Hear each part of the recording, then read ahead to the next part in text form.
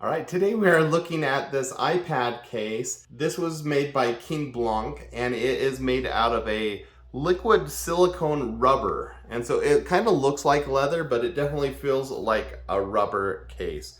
Now you see just on the outside, it's got a place for your camera. And then it just has the magnetic clasp.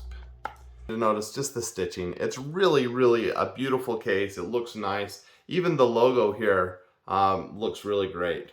As you open it up, you see that it has the different spots so you can set it up at different angles if you want to watch something.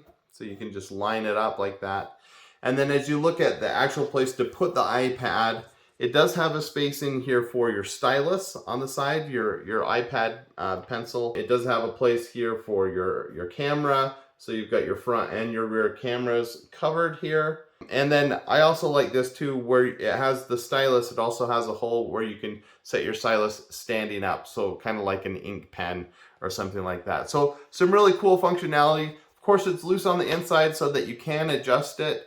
There is no magnet behind here to hold it in normally. And so I know that bugs some people with their cases, is that it doesn't hold itself down, but that's a really rare feature. So it looks great on the inside, looks better on the outside. Great little case for your iPad. There you go.